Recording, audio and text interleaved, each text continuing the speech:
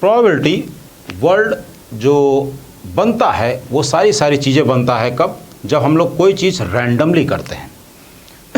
अगर हम लोग कोई चीज़ देख के करेंगे तब तो प्रोबेबिलिटी वर्ड ही नहीं आएगा, तब तो प्रोबेबिलिटी वर्ड ही नहीं बनेगा। अगर हम लोग सब कुछ देख के ही, अगर देख के ही हम कॉइन को थ्रो करेंगे, देख कोई हम कोई कार्ड को अगर थ्रो करते हैं तो हम तो पता ही है कि क्या चीज़ आ रही है, तो रैंडमली सब कुछ चलेगा। तो सबसे पहली heading random experiment.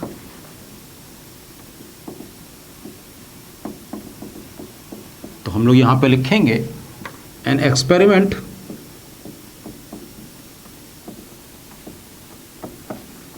is said to be a random experiment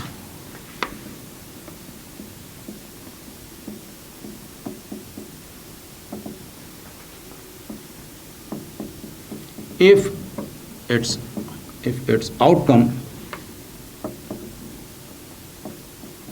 cannot be predicted,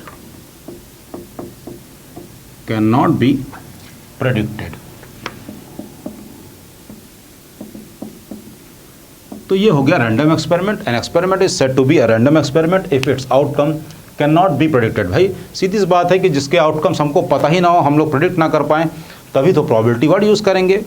फिर आती है बात सैंपल स्पेस। सैंपल स्पेस की बात करें, सैंपल स्पेस का मतलब हो गया the set of all possible outcomes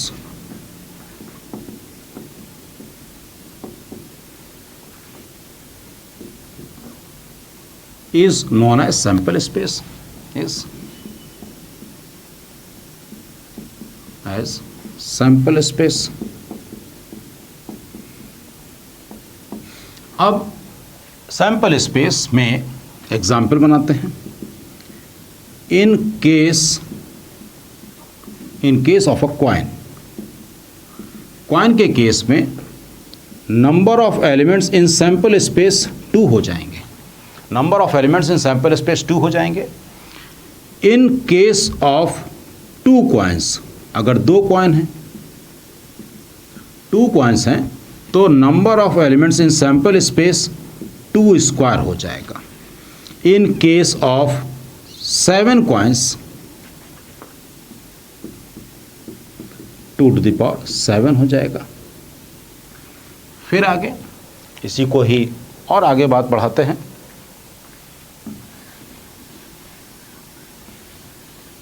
एक डाई होता है, डाई जिसमें कि 6 फेसेस होते हैं और उसमें नंबर पड़े होते हैं 1 2 3 4 5 एंड 6। तो उस केस में in case of a die number of elements 6 होंगे। फिर इन केस ऑफ 2 डाइस तो नंबर ऑफ एलिमेंट्स 6 स्क्वायर हो जाएंगे। In case of 5 dice number of elements 6 to the power 5 हो जाएंगे। फिर इसके बाद next case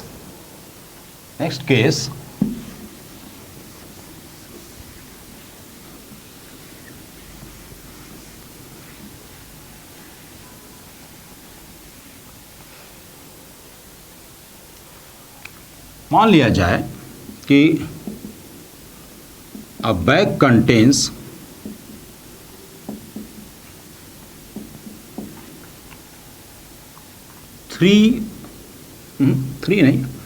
10 different balls। 10 different balls। अब सैंपल स्पेस निकालना है। 2 balls are drawn balls are drawn at random। अगर ये सेंटेंस लिखा है कि 2 balls are drawn at random, तो number of elements in sample space 10c2 हो जाएगा। अब कहा जाए कि 2 balls are drawn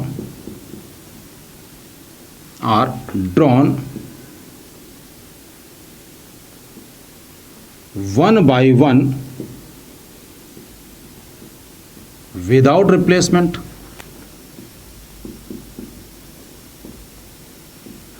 मतलब ये कह रहा है कि एक बॉल निकाली और अपने पास रख ली, दोबारा रिप्लेस नहीं कर रहे हैं वहां पर। तो अब इस केस में number of elements in sample space, तो टोटल 10 डिफरेंट बॉल्स थी, तो ये 10 हो जाएगा, और वो हमने अपने पास रख ही ली है, यानी कि अब बची वहां पर 9, तो 9 हो जाएगा। अब इसके बाद कहा जाए कि 2 balls आर ड्रॉन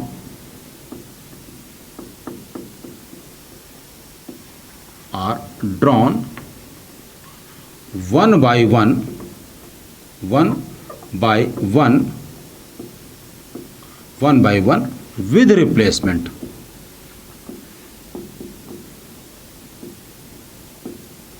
तो इस केस में number of elements in sample space, हमने पहली बॉल निकाली तो नंबर ऑफ इज 10, वो बॉल निकाल के फिर हमने वापस वहीं रख दी, यानी कि फिर से उसमें 10 बॉल्स हो गई, 10 ये आ जाएगा।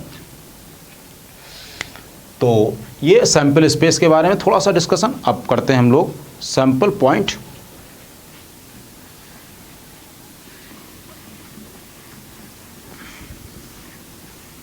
नेक्स्ट हेडिंग,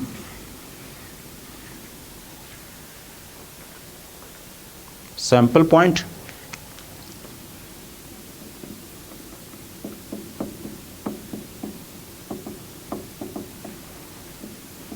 सैंपल पॉइंट का मतलब the elements of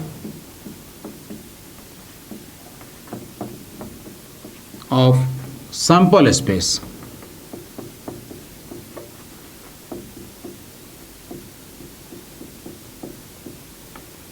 known as sample point।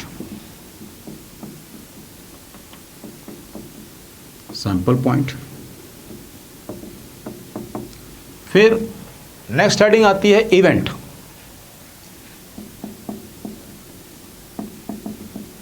Event का मतलब हो गया जो भी सबसेट बनेगा सैंपल स्पेस का, उसको हम लोग बोलेंगे event. Any subset of sample space, any subset of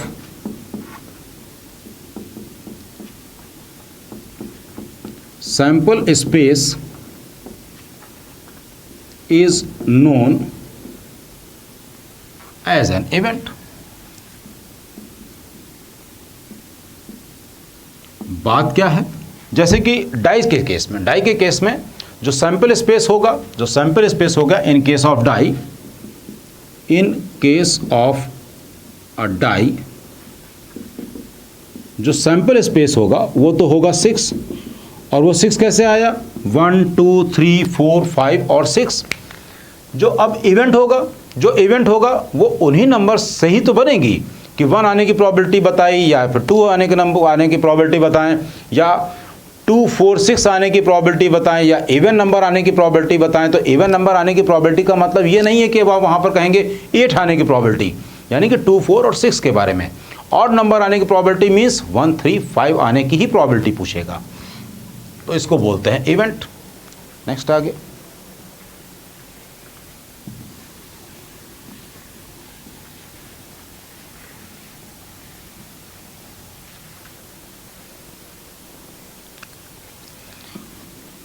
कॉम्प्ली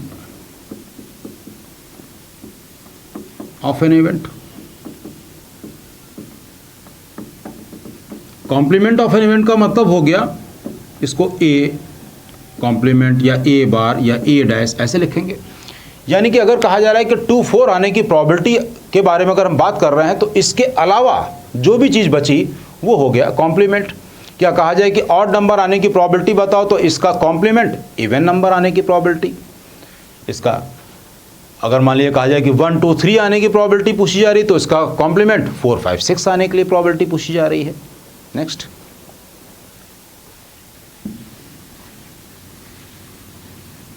ऐसे थोड़े थोड़े सी ये चीज़ें हम जानबूझ के इसमें धीरे धीरे से इसको कर रहे हैं कि आप बिल्कुल पूरी तरह से इन्वॉल्व हो जाएं। फिर कंपाउंड इवेंट, कंपाउंड इवेंट्स का मतलब व्हेन 2 और मोर इवेंट्स occur simultaneously।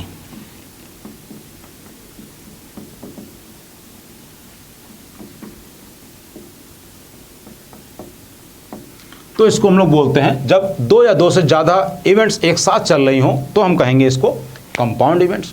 जब 2 या 2 से ज़्यादा इवेंट्स चल रही हों तो उसको हम लोग बोलेंगे कंपाउंड इवेंट्स। अब बात आती है mutually exclusive events.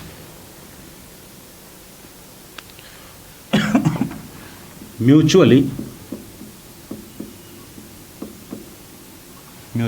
Exclusive events की बात आती है।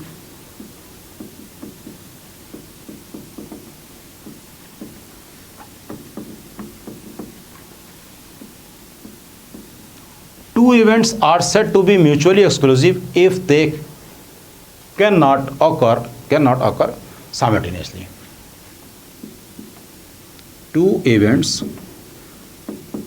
Two or more events are said to be mutually exclusive events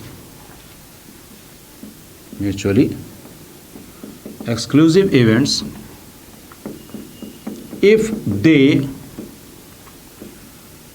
cannot occur together।